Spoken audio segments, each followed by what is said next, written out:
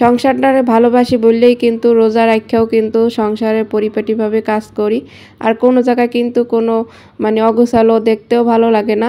আর আজকে কিন্তু বগুড়ার বিখ্যাত আলুঘাটি রান্না করবো আর সংসারে যে কাজকর্ম করি হেই কিন্তু আমি এগুলোকে শেয়ার করবো। আসসালামু আলাইকুম, কেমন আছেন মোর কলিজা আপু ভাইয়েরা? আলহামদুলিল্লাহ মুইও ভালো আছি। তা মুই তো বেন্যালে উঠছি, বেন্যালে বলতে এটা হয়েছে যে 9টার দিকে আর কি ভিডিওটা শুরু করছি।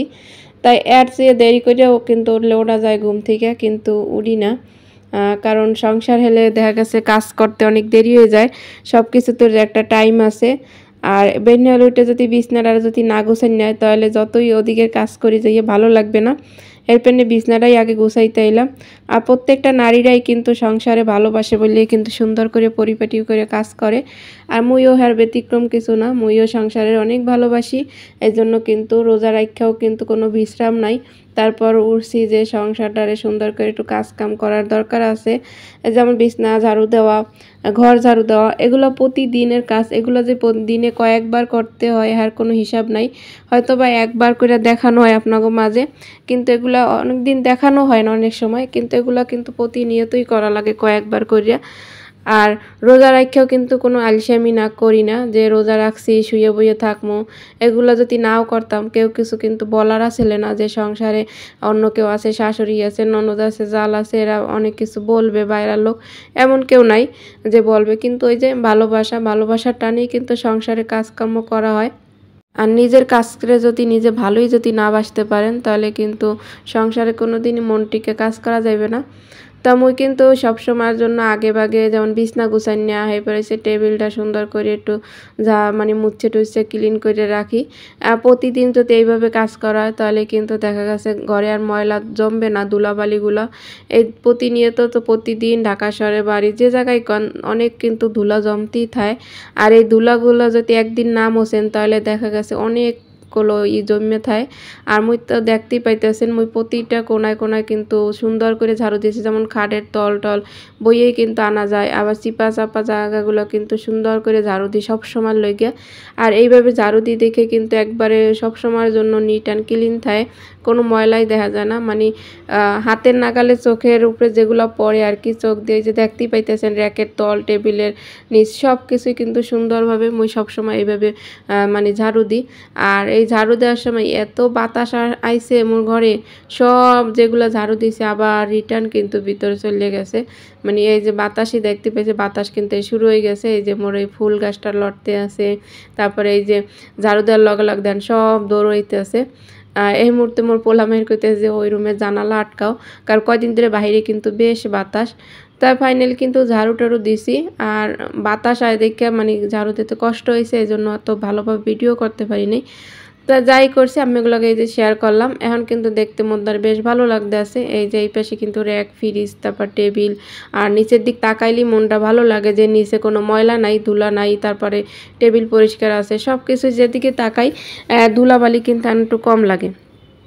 হয়তো বা আবার বিকেলের দিক দিয়ে আবার একটু ঝাড়া পোছা করা লাগবে। আবার এই দেন খাটের দিক দিয়েও কত সুন্দর করে গুছাই রাখছি। আর মধ্যে কিন্তু বেশ ভালো লাগতেছে। এখন কিন্তু অন্য কোনো কাজে গেলেও কোনো সমস্যা হইবে না। সমস্যা বলতে আর কি মনের মধ্যে একটা মানে শান্তি লাগে, ঘরটার পরিপাটি নিজে যা আছে ওইগুলো সুন্দর মধ্যে ঝাড়া মোছা করে রাখতে পারলে নিজের দ্বারাও কিন্তু ভালো লাগে। আমি কিন্তু রোজা রাখাও যে এই কাজগুলো যে করছি মোর দ্বার কিন্তু ক্লান্ত মনে হয় না, ভালোই লাগে। আর এই জানলা দিয়ে সুন্দর একটা ভিউ পাওয়া যায়।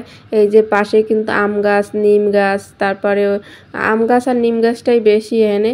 আর তারপরে সে বড়ই গাছও আছে, ওটা কাইটে ফেলাইছে দেখছি। পাশে ওই যে বিল্ডিং আছে, বেশ ভালো লাগে। এই জানলা এখানে বসে কিন্তু কোরআন শরীফ পড়া, তারপরে এখানে বইয়ে বইয়ে আমি কিন্তু এই যে বাহিরের দৃশ্যগুলো দেখি, বাতাস মধ্যে কিন্তু অনেক অনেক ভালো লাগে, যা বলার মতো না। এই যে দিয়ে কাজ বাজ শেষ করে জানলার পাশে বইছি, মনটা একটা শান্তি শান্তি লাগছে। রোজা রাখাও কিন্তু মনটা একটা জুড়াই গেছে, কোনো তেমন আল্লাহর রহমতে কষ্ট হয় নাই। তো এখন হয়েছে যে ব্যালকনিতে মোর যে গাছ আছে, তাই গাছে আলু গাছ লাগাইছিলাম, যেমন আলু শাক আনছিলাম, ওই লতা লাগাই রাখছিলাম 2-3টা। তো এর পানি দেওয়ার কারণে কিন্তু গাছগুলো বেশ পাতা ছাড়ছে। তা কই কি বাড়ি তো যাওয়াই পড়বে, এর আগে পাতাগুলো চিংড়ি মেজে ভাজি করে খাই, ভালো লাগবে আনে। তা নিজের হাতে লাগানো গাছ বা সবজি যাই হয় না কেন, মানে কম হোক বেশি হোক, এটা কোনো কিছু না, কিন্তু যদি নিজের হাতে যদি দুইটা জিনিস হয় ওইটা যদি খাইতে এত মজা যা বলার মতো না। আর আনন্দটা বেশি কাজ করে, মানে অল্প আপনার শাক হোক কিন্তু আনন্দ বেশি কাজ করে। ওই যে ওই পাশে কাঁচামরিচ গাছও আছে, তো এই অল্প কাটা শাকই হয়েছে। ভাবছি যে চিংড়ি মাছ দিয়ে সুন্দর করে হয়েছে যে ভাজি করবো নারিকেল টারিকেল দিয়ে, মানে অন্যরকমের ভাবে ভালোই লাগছে মাশাল্লাহ খাইতে। ওই যে কইলাম নিজের কাছে যাও গল্প, এদিক দিয়ে নারিকেল কোরানো ওইগুলো নামাইছিলাম। তারপরে এই যে মাছ নামাইছি, আজকে বগুড়ার বিখ্যাত আলু ঘাটি রান্না করবো। আর এই যে চিংড়ি মাছ নামাইছি, এগুলো দিয়ে হয়েছে ই করবো, শাকটা ভাজবো। আর এই পাশে যে আলু সেদ্ধ দিয়ে দিছি, এই যে কইলাম বগুড়ার বিখ্যাত আলু ঘাটি রান্না করবো। কোনো সময় রান্না করি নাই, এই ফার্স্ট আর কি রান্না করবো। ভিডিওতে তো দেখি খালি আলু ঘাটি রেসিপি খালি আইতেই থাকে সামনে। আর এদিক দিয়ে হয়েছে যে ওই যে পাশে যে মসজিদ আছে, ওই মসজিদে জুমার নামাজ পড়ার পরে যে একটা মানে সবাই একসাথে কোথায় যাইতে আছে। আর এই দৃশ্যগুলো দেখতে মনটা বেশি ভালো লাগে যখন বের হয় সবাই ঢোকে। তাই আমি এগুলোকে একটু শেয়ার করলাম যে এগুলো কিন্তু বেশিরভাগ রমজান মাসে এভাবে হয়, সবাই এক জায়গায় নামাজ পড়া, মানে মোদ্দার এত ভালো লাগে আমি গোদার কইয়ে বুঝাইতে পারবো না, অনেক অনেক ভালো লাগতেছে। এটা কিন্তু মোর রান্নাঘরে জানালা দিতে দেখা যায়। এর লেগে করলাম মোর আপু ভাইয়াগুলোকে তো আমি একটু শেয়ার করলাম যে হ্যাঁ গো একটু ভালো লাগবে আনে।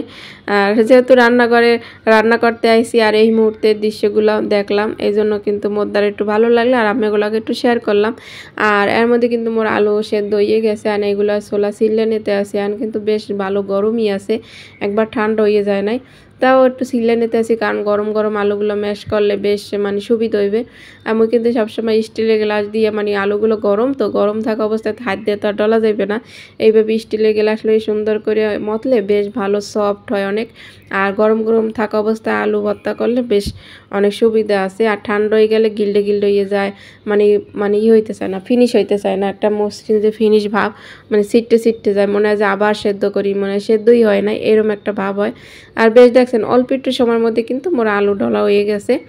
আর এরপরে হচ্ছে রান্নার জন্য যে কি আয়োজন লইছে, ওই জায়গায় মাছ ভিজিয়ে রাখছি। এরপরে হচ্ছে যে একটু নারিকেল বাটলাম, আবার চিংড়ি মাছগুলো কাইটে নিয়েছি, তারপর একটু আলু কুচি করছি, আবার যে শাকগুলো ধুইয়ে রাখছি। আর এখন কিন্তু শাকভাজিটা আগেই করবো, এই শাকভাজি করার লেগে কিন্তু আগে একটু পেঁয়াজ বেশি করে দিছি, যেহেতু নিজের গাছের শাক আবার চিংড়ি মাছ দিব একটু বেশি করে, মানে মনের মতো করে একটু ভাজিটা করতে আছি। আর খাইতেও বেশ মাশাল্লাহ ভালোই লাগছে। আর এই দেন এখন কিন্তু যে নারিকেল বাটা পেঁয়াজ কুচি তারপর এগুলো দিয়ে একটু ভাজা করে নিছি আগে, কারণ নারিকেল ভাজাটা একটু ভালো করে করলে ভালো হয়, ঘেরান বাইরে আর কি। আর চিংড়ি মাছটা দিয়ে দিতে আসি, চিংড়ি মাছটা একটু ভালো করে ভাজা করে এরপর হয়েছে যে আলু আর কাঁচামরিচ দিয়ে দিলাম। আর এটার মধ্যে কিন্তু আর বেশি মশলা লাগে না, যে মশলা ভালো করে কষাইতে হবে, যেমন মরিচের গুঁড়া তারপর ধনিয়া গুঁড়া এসব কিন্তু দেই নাই, কারণ হালকা একটু হলুদের গুঁড়া দিছি একটু কালারের জন্য এই আর কি, আর একটু লবণ দিয়ে দিছি। আর কাঁচামরিচ মশলা বলতে এগুলাই আর কিছু না। আর যে কোনো তরকারি মুই সবসময় হালকা পাতলা মানে মশলা দিয়ে রান্না করি, বেশি একেবারে হেভি মশলা দিয়ে রান্না করলে মধ্যে আর ভালো লাগে না। আর রোজার দিনে তো মোটেও ভালো লাগে না, এমনি তরকারি খাইতে মনে চায় না। তাই রায়নের আব্বু আবার কিছু বাজার সদাই আর কি দিয়ে গেছে, এগুলো একটু শেয়ার করলাম। যেমন পাস্তা আনছে 1 প্যাকেট, তারপরে চিনি আনছে 1 প্যাকেট, আর একটা সাবান আনছে। তাই দেখেন রোজার দিনে কিন্তু কম কাজ করি না, হয়তো আরও অনেক কাজ করছি, হয়তো আমি ওগুলো শেয়ার করা হয় নাই, কারণ ওগুলো অত বেশি শেয়ার করতে গেলে দেখা গেছে কাজ করতে দেরি হয়ে যায়। তাও কিন্তু বেশ আনন্দ লাগতেছে, একটা ভালো লাগা কাজ করে যে নিজের সংসার সুন্দরভাবে পরিপাটি করে কাজ করতে পারলে মনেও একটা শান্তি লাগে। আর এই ধান মোর কিন্তু আমি ওগুলো কথা কইতে এদিক দিয়ে ভাজিটাও সুন্দর হয়ে গেছে, চিংড়ি মাছ দিয়ে শাক। আর মাশাল্লাহ কালারটা যেমন সুন্দর হয়েছে, খাইতেও বেশ ভালো লাগছে। আর এখন হয়েছে যে আলুর ঘাটি বসাই দেবো। মোর রান্নাবান্নার ভিডিও আপনাদের কেমন লাগে তা মাঝে মধ্যে একটু শেয়ার করি, আবার মাঝে মধ্যে দেখা গেছে মাঝখান দিয়ে রান্নাবান্না দেয়। যেমন এখানে কিন্তু এলাচ দারুচিনি তেজপাতা দিয়ে পেঁয়াজ দিয়ে ভালো করে একটু ভাজা করে নিছি। হয়তো বা কোনো নতুন আপু যারা গৃহিণী হাগো উপকার আসতে পারে, এই জন্য সবাই তো রান্নাবান্না জানি। আর এখানে যে পেঁয়াজ বাটা দিয়ে দিলাম, আবার একটু জিরা বাটা দিয়ে দিছি। এটা কিন্তু পেঁয়াজটার আগে একটু ভালো করে ভাজা করছি। আর এখন হচ্ছে যে আদা রসুন বাটা দিলাম, আর এইটারই সুন্দর করে আবার একটু ভাজা করলাম, এলে কাঁচা পেঁয়াজ আদা রসুনের ঘেরানটাও কিন্তু চলে যায়, থাকে না আর কি। এখন হয়েছে যে হলুদ মরিচের গুঁড়ো আর কি দিয়ে দেবো। তো এটা ভাজা করছি, এই জন্য একটু পানি দিয়ে লইলাম আগে, যাতে মশলাটা যাতে না পুড়ে যায়। আর আমি কিন্তু মরিচের গুঁড়া দিছি বেশ, কারণ মোর মরিচের গুঁড়া না তেমন ঝাল নাই, এই জন্য আর কি। কালার আছে কিন্তু ঝাল নাই, ঝাল কম, সুবিধা হয়েছে। একটু হলুদের গুঁড়া দিয়ে দিছি। এটা কিন্তু ভালো করে কষাইছি মশলাটা। আমি কিন্তু জিরা বাটা দিছি, আবার জিরা গুঁড়াও দিতে মনে। আর এখন হচ্ছে মাছগুলো দিয়ে দিতে আসি। মাছগুলো কিন্তু আমি সুন্দর করে কষাইয়ে নিছি। আর ভালো করে কষানোর পর কিন্তু এখন হচ্ছে যে আলু ভর্তাটা করে রাখছি, ম্যাশ করে রাখছি, ওই আলুটা দিয়ে দেবো। ওইটাও দিয়ে ভালো করে একটু কষাইলাম। এর মধ্যে কিন্তু একটু পানি দিয়ে লইছি যাতে একটু এটা মানে ছাড়িয়ে যায়। ভর্তা ভর্তা হয়েছে না, এই জন্য আর কি। আর সব জিনিসই ভালো করে যদি কষান, আপনি যাই রাঁধেন না কে, খাইতে কিন্তু বেশ ভালো লাগবে। জানি না বগুড়ার আপু ভাইয়েরা যদি দেখে থাকেন মোর রান্নাটা হয়েছে কিনা, কিন্তু আমি জানি না। কিন্তু ওই যে মনে মোবাইলে দেখছি, আবার নিজের মানে করে রান্না করলাম যে দেখি খাইতে কেমন লাগে নতুন। এইভাবে মাছ দিয়া আলু দিয়ে এভাবে কোনো সময় খাওয়া হয় নাই, মানে আলুর ঘাটি অন্যভাবে খাইছি, যেমন টমেটো দিয়ে আলু দিয়া মানে ডাউলের মতো করে কিন্তু খাইছি। তা এটা কিন্তু মাশাল্লাহ বেশ ভালোই লাগছে, কারণ এটা তুমি খাওয়ার পরই বয়স দিতে আসি, এরপর আর কি কইতে পারলাম। কালারটা কিন্তু আপনারাও দেখতে পাইতেছেন যে কালারটা কত সুন্দর আইছে। খাইতেও বেশ ভালোই লাগছে। মাছের মাথা আসলে এর মধ্যে, আর লেজ আসলে, আর এটা হচ্ছে যে কোরাল মাছের মাথা আসলে আর কি, এই জন্য আর বেশ ভালোই লাগছে। আর কেউ বলতে পারে না যে এটা আলু দিয়ে রান্না করা। আমার হাজব্যান্ড তো বুঝতেই পারে না যে এটা আলু দিয়ে রান্না করা। তাই যে একটু জিরার গুঁড়ি দিয়ে দিলাম রান্নার শেষে, এটা হচ্ছে টালা জিরার গুঁড়ি। আর এটা দিলে ঘেরানটাও বেশ ভালোই আইছে, মধ্যে তো বেশ ভালোই লাগছে। তা সবাই ভালো থাকবেন, সুস্থ থাকবেন। আল্লাহ হাফেজ, আসসালামু আলাইকুম।